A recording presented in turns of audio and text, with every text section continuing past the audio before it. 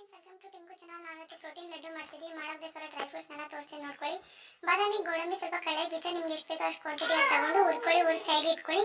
ಮತ್ತೆ ಸ್ವಲ್ಪ ಎಳ್ಳನ್ನ ತಗೊಂಡು ಬೇಯಿಸ್ಕೊಂತಿದ್ದೀನಿ. ಇಲ್ಲಿ ಎಳ್ಳು ಅನ್ನೋದು ಆಪ್ಷನಲ್ಲು, ಪ್ರೆಗ್ನೆನ್ಸಿಯನ್ನ ಇಗ್ನೋರ್ ಮಾಡಿ.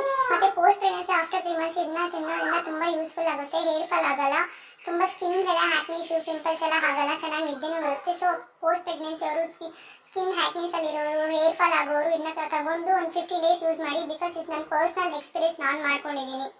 ಮತ್ತೆ ಅದನ್ನೆಲ್ಲ ಪೌಡರ್ ಮಿಕ್ಸಿಗೆ ಹಾಕೋಬೇಕು. ಇದನ್ನೆಲ್ಲ ನೆನೆಸ್ಕೊಂಡು ನಾನು ಸ್ವಲ್ಪ ವಾಶ್ ಮಾಡ್ಕೊಳ್ಳೋದು, ಅಂದರೆ ಸ್ವಲ್ಪ ಡಸ್ಟ್ ಎಲ್ಲ ರಿಮೂವ್ ಆಗೋದು ನೆನೆಸಿಟ್ಟಿದ್ದೆ. ಅದು ರಿಮೂವ್ ಆಗೋದ್ಮೇಲೆ ಅದನ್ನ ತೆಗೆದ್ಬಿಟ್ಟು ಅದನ್ನು ಪೇಸ್ಟ್ ಮಾಡ್ಕೊತೀನಿ. ಇದು ಡ್ರೈ ಫ್ರೂಟ್ಸ್ ಪುಡಿ ಹಾಗೆ ತೋರಿಸಿದ್ನಲ್ಲ ಮಿಕ್ಸಿಗೆ ಹಾಕ್ಕೊಂಡು ಅದನ್ನ ಸೈಡ್ ಮಾಡಿಕೊಂಡು ಇದನ್ನು ಸ್ವಲ್ಪ ಪೇಸ್ಟ್ ಮಾಡ್ಕೊಂಡಿದ್ದೀನಿ. ಈ ಡ್ರೈ ಫ್ರೂಟ್ಸ್ದು ಪೇಸ್ಟ್ ಮಾಡಿಕೊಂಡು ನಮಗೆ ಯಾವ ಕ್ವಾಂಟಿಟಿ ಬೇಕೋ ಅಷ್ಟು ನಾನು ತಗೊಂಡಿದ್ದೀನಿ. ನಿಮ್ಗೆ ಎಷ್ಟು ಬೇಕೋ ಅಷ್ಟು ತಗೊಳ್ಳಿ. ಮತ್ತು ಇದನ್ನೆಲ್ಲ ಸೀಡ್ಸು ನಿಮ್ಗೆ ಬಿಟ್ಟಿದ್ದು, ನೀವು ಆನ್ಲೈನಲ್ಲಾದರೂ ತಗೋಬೋದು, ಇಲ್ಲ ಡೈರೆಕ್ಟಾಗಿ ನಿಮ್ಗೆ ಯಾವ ಬೇಕೋ ಅದು ತಗೋಬೋದು, ಮಿಕ್ಸಿಂಗಲ್ಲೂ ತಗೋಬೋದು. ಇದು ನಾನು ಬೆಲ್ಲ ಹಾಕಿರೋದು ಆಪ್ಷನಲ್ಲು. ನನಗೆ ಎಕ್ಸ್ಟ್ರಾ ಇನ್ನು ಸ್ವಲ್ಪ ಸ್ವೀಟ್ ಬೇಕು ಅಂತ ತಗೊತಿದ್ದೀನಿ. ಮತ್ತು ನಿಮ್ಗೆ ಸ್ವೀಟ್ ಬೇಡ ಅಂದರೆ ನ್ಯಾಚುರಲ್ ಸ್ವೀಟ್ ಸಾಕು ಅಂತಂದರೆ ನಿಮ್ಗೆ ಅಲ್ಲಿ ಅಂಜೂರ ಮತ್ತು ಖರ್ಜೂರದ್ದು ದ್ರಾಕ್ಷಿದು ಪೇಸ್ಟ್ ಮಾಡಿದ್ದೀರಾ ಅಷ್ಟೇ ಸಾಕು. ನಾನು ಎಕ್ಸ್ಟ್ರಾ ಸ್ವೀಟ್ಗೆ ಬೆಲ್ಲ ತಗೊಂಡಿದ್ದೀನಿ. ಅದನ್ನು ಸ್ವಲ್ಪ ಕುದಿದ ನಂತರ ಆ ಪೌಡರ್ನ ಹಾಕಿ ಮಿಕ್ಸ್ ಮಾಡ್ಕೊತೀನಿ.